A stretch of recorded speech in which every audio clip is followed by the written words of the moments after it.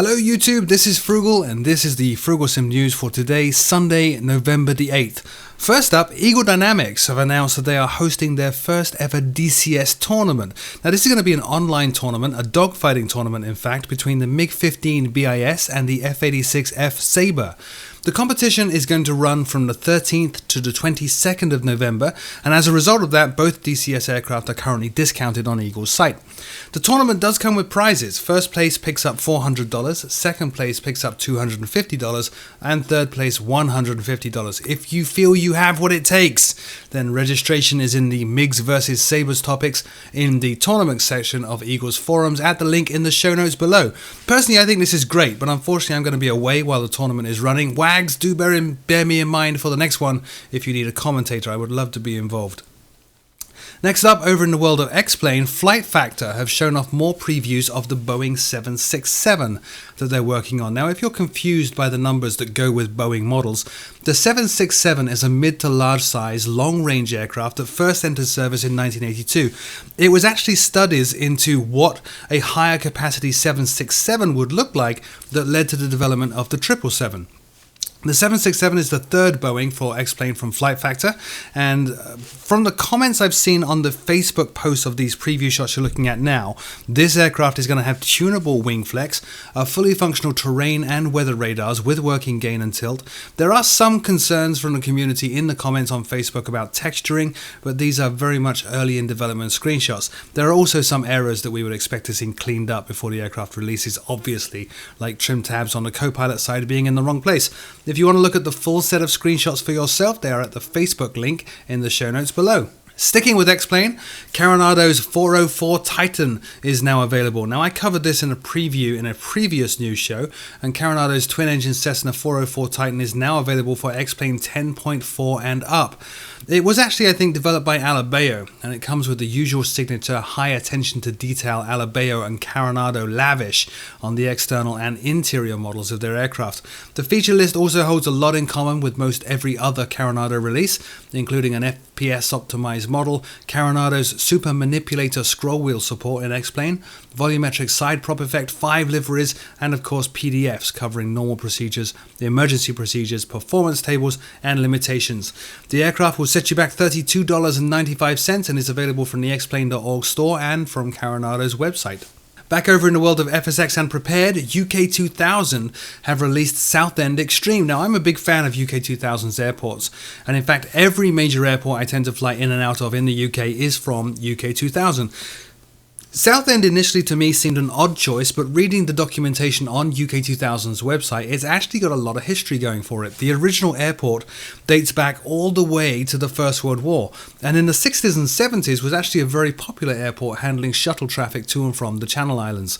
Today the airport is owned by the very well-known Stobart Group. They have a famous trucking line in England, and is frequently used by both EasyJet and Flybe, both of which operate about 30 flights a day out of Southend.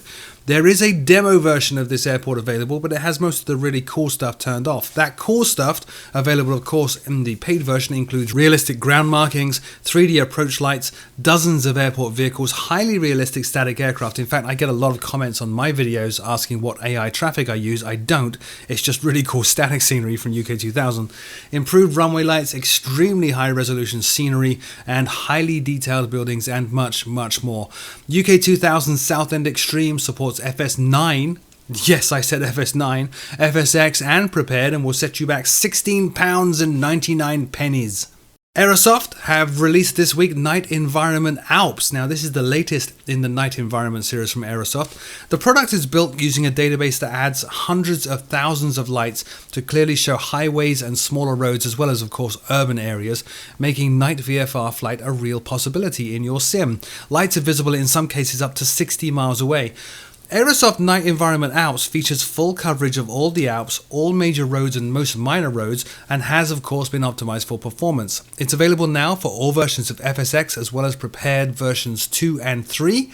On FSX, it's also compatible with Steve's DX10 Fixer, which is an application that addresses many of the problems Microsoft left in FSX with the DX10 preview feature. While there is not a demo of this product available, you can download a demo of Aerosoft's Night Environment Berlin. in to get some idea of what the night environment products do and what their impact is likely to be on your machine's performance. More information at the Aerosoft link in the show notes below. This product is priced at €17.99. Now finally, that company I can never pronounce, I like to call them Dr. Zawicki, but apparently that's completely wrong, and the real name, I'm going to get this wrong, I apologize, is Jovicki. Jovicki Design has released New York City X version 2. This is one of the most complex scenery add-ons available today for any simulator and covers 2,500 square miles of high-resolution terrain and autogen.